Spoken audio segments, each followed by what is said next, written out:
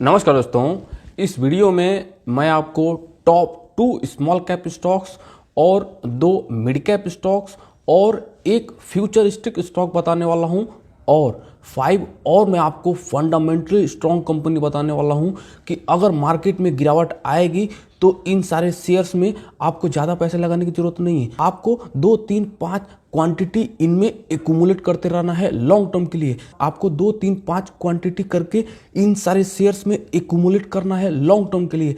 एक तरफ से समझ लीजिए कि आप इन सारे शेयर्स में एसआईपी कर रहे हैं, क्योंकि आने वाले दिनों में इन सारे शेयर्स का प्राइस 10 से 15 हज़ार का हो जाएगा। तो जब भी डिक्लाइन आए आप इन सारे शेयर्स में एक्यूमुलेट कर सकते हो। तो इस वीडियो में मैं 10 स्टॉक्स कवर करने वाला हूं जिनमें आप लॉन्ग टर्म के लिए इन्वेस्ट करके चल सकते हैं और मैं इन सारे शेयर्स का एंट्री लेवल भी बताऊंगा। तो आप लोग इस वीडियो को लास्ट तक जरूर देखिएगा।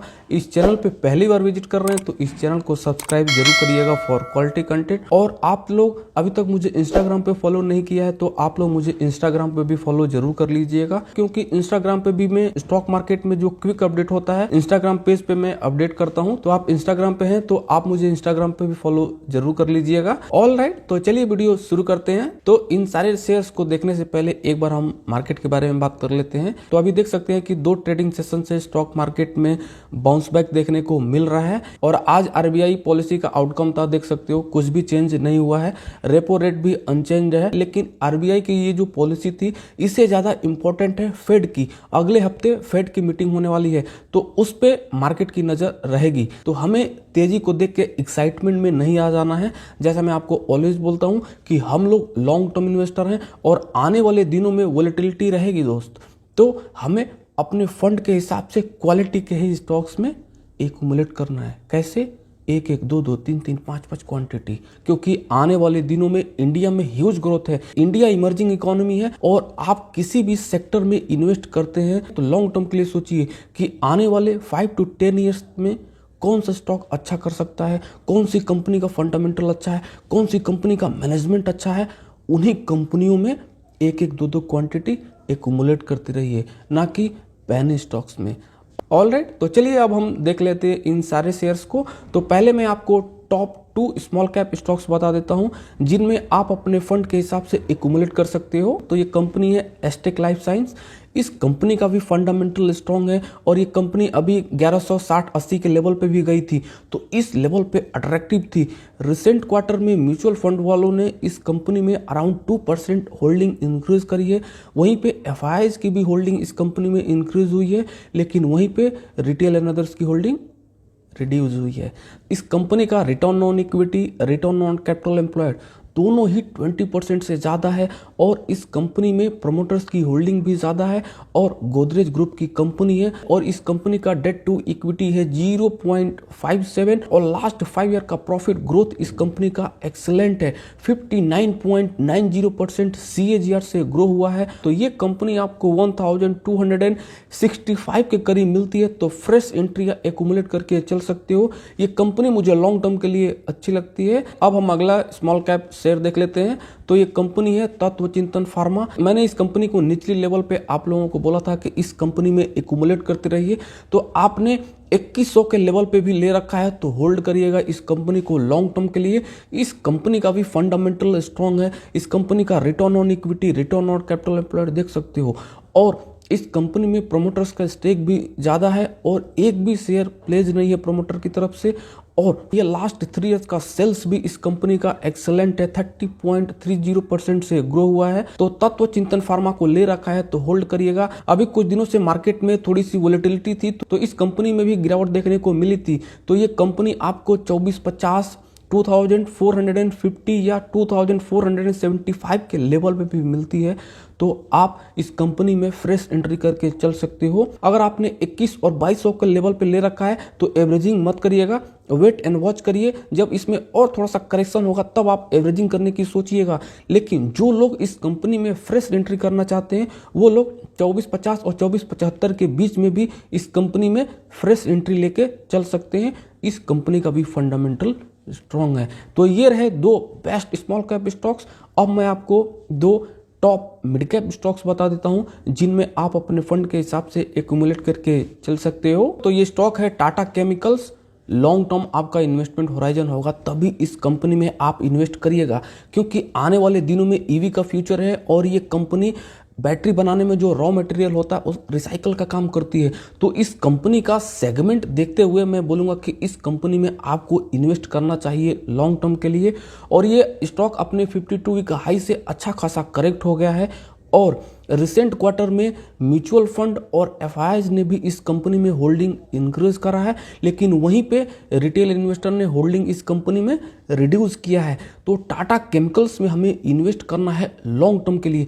तो इस कंपनी में आप थोड़ी थोड़ी क्वांटिटी, स्मॉल क्वांटिटी में आप लोग एक्यूमुलेट करते रहिए। टाटा केमिकल्स का अगर फंडामेंटल देखा जाए तो इस कंपनी का फंडामेंटल उतना अच्छा नहीं है, लेकिन इस कंपनी का फ्यूचर और मैनेजमेंट देखते हुए मैं बोलूँगा कि इस कंपनी में भी आपको थोड़ी थोड़ी क्वांटिटी एक्यूमुलेट करना चाहिए फ्यूचर को देख के। और आने वाले दिनों में ईवी का फ्यूचर है तो टाटा केमिकल्स मुझे लग रहा है कि अच्छा कर सकती है, इसीलिए मैं बोलूँगा कि टाटा केमिकल्स को अपने पोर्टफोलियो में जगह जरूर दीजिएगा। तो ये रहे 2 best mid cap stocks long term के लिए जिनमें आप इन्वेस्ट करके चल सकते हो। अब मैं आपको एक फ्यूचरिस्टिक स्टॉक बता देता हूं।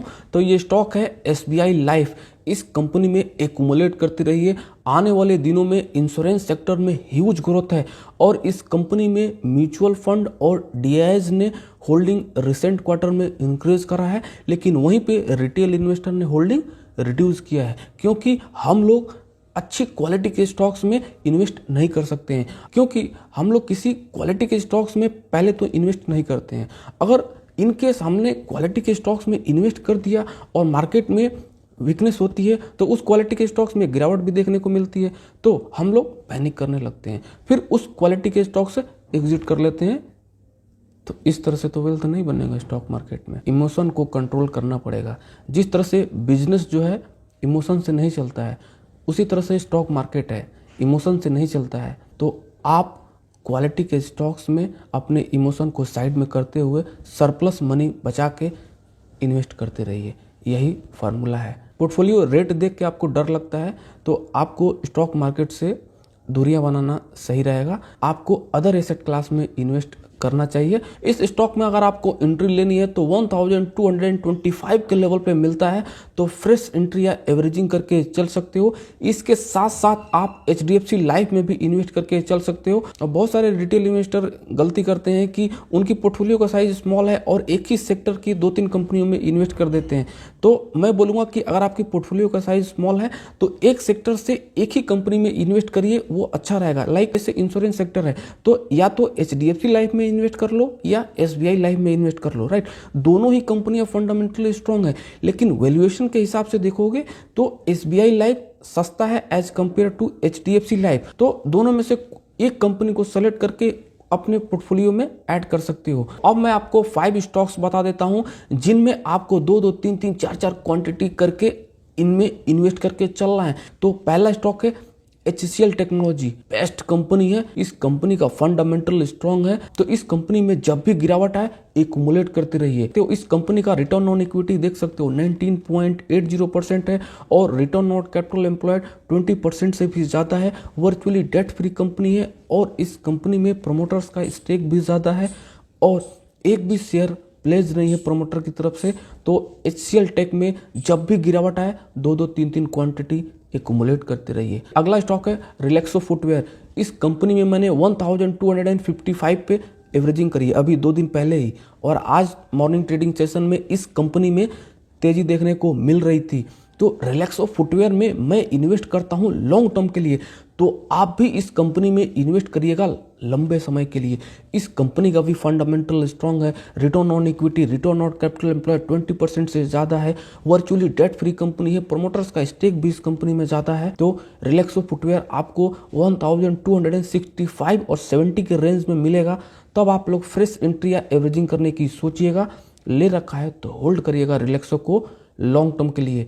फर्दर मार्केट में गिरावट आए और इस कंपनी में भी अगर गिरावट देखने को मिले, अपने फंड के हिसाब से 2-2, 3-3, 5-5 क्वांटिटी एक्यूमुलेट करते रहिएगा। अगला स्टॉक है L&T इन्फोटेक। जो लोग वैल्यूएशंस देखते हैं वैल्यूएशन देखते रह जाएंगे। ये कंपनियां आपको स्टॉक मार्केट में ऑलवेज एक्सपेंसिव ही मिलेंगी क्योंकि इन कंपनियों का फंडामेंटल स्ट्रांग है। तो एल&टी इन्फोटेक में आपको एक साथ पैसे लगाने की जरूरत नहीं है। इसीलिए मैं आपको बोल रहा हूं कि एक एक दो दो क्वांटिटी आप लोग ऐड करते रहिए इन कंपनियों में। आने वाले दिनों में इन कंपनियों का प्राइस 10 से 15 हजार हो जाएगा। तो एल&टी इन्फोटेक में जब भी 4 या 5% की गिरावट आए तो 2-2, 3-3, 5-5 क्वांटिटी करके इन्वेस्ट करके चल सकते हो लॉन्ग टर्म के लिए। इस कंपनी का भी फंडामेंटल स्ट्रांग है, एल&टी ग्रुप की कंपनी है। Return on equity, return on capital employed देख सकते हो, दोनों ही 30% से ज्यादा है। वर्चुअली डेट फ्री कंपनी है और इस कंपनी में प्रमोटर्स का स्टेक भी ज्यादा है और एक भी शेयर प्लेज नहीं है प्रमोटर की तरफ से और कैश रिच कंपनी है। तो एल&टी इन्फोटेक में एक एक दो दो क्वांटिटी एक्यूमुलेट करते रहिए। अगला स्टॉक है बजाज फाइनेंस। जब भी मार्केट में गिरावट आए और इस कंपनी में भी गिरावट आए एक्यूमुलेट करते रहिए। ये स्टॉक आपको 6,985 के रेंज में मिलता है। तो फ्रेश एंट्री या एवरेजिंग करके चल सकते हो। लॉन्ग टर्म इन्वेस्टर हो, एक एक दो दो क्वांटिटी ऐड करना है बस, ज़्यादा नहीं। तो बजाज फाइनेंस में आपको एक एक दो दो क्वांटिटी खरीद के चलनी है लॉन्ग टर्म के लिए। अगला स्टॉक है डी-मार्ट। रिटेल सेक्टर में बेस्ट कंपनी है।